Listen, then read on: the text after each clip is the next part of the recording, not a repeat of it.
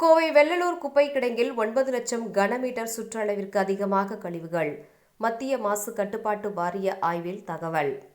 கோவை வெள்ளலூர் குப்பை கிடங்கில் 9 லட்சம் கனமீட்டருக்கு அதிகமாக கழிவுகள் குவிந்து கிடப்பதாக மத்திய மாசு கட்டுப்பாட்டு வாரியம் தெரிவித்துள்ளது. கோவை வெள்ளலூர் குப்பை கிடங்கில் 100 வார்டுகளில் சேரும் குப்பைகள் கொட்டப்படுகின்றது. மக்கும் குப்பை, மக்காத குப்பை என்று தரம் பிரித்து குப்பைகள் வாங்கப்பட்டு முறையாக கையாளப்படுவதாக மாநகராட்சி தெரிவித்தாலும் இந்த குப்பை கிடங்கினால் சுகாதார பாதிப்பு ஏற்படுவதாக அந்த பகுதி மக்கள் குற்றம் சாட்டுகின்றனர். இது தொடர்பாக தேசிய பசுமை தீர்ப்பாயம் விசாரணை நடத்தி வருகின்றது. இந்த நிலையில் தமிழ்நாடு மாசு கட்டுப்பாட்டு வாரியத்துடன் இணைந்து மத்திய மாசு கட்டுப்பாட்டு வாரியம் வெள்ளலூர் குப்பை கிடங்குகளில் ஆய்வு செய்தது. இதில் பல்வேறு குறைபாடுகளை சுட்டி காண்பிக்கப்பட்டுள்ளன.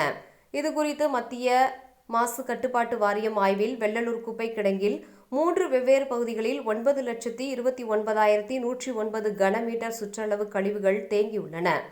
ஒரு கனமீட்டர் என்பது நீளம், அகலம், உயரம் கொண்ட ஒரு கன சதுரத்தின் கன அளவாகும். வெள்ளலூர் குப்பை கிடங்கில் தினமும் கையாளப்படும் 1100 டன் கழிவுகளில் சுமார் 990 டன் மட்டுமே பதப்படுத்தப்பட்டு வருகின்றது. மற்ற கழிவுகள் முறையாக கையாளப்படுவதில்லை. இந்த ஆண்டு பிப்ரவரியில் அந்த இடத்தில் இருந்து கோழி மற்றும் இறைச்சி கழிவுகளை பதப்படுத்தும் வசதி மூடப்பட்டுள்ளது. அதன் பிறகு மாநகராட்சி நிர்வாகம் மதுரை, கேரளா மற்றும் கர்நாடகாவில் உள்ள தனியார் நிறுவனங்களுக்கு ஒரு நாளைக்கு சுமார் 15 டன்களை அனுப்ப தொடங்கியுள்ளனர். ஆனால் இந்த அகற்றல் குறித்து எந்த பதிவுகளும் முறையாக பராமரிக்கப்படவில்லை. போதுமான சுத்திகரிப்பு திறன் இல்லாததால் ஒவ்வொரு நாளும் கிட்டத்தட்ட 110 டன் கழிவுகள் உரம் தயாரிக்கும் மையம் அருகில் திறந்த வெளியில் கொட்டப்படுகின்றது.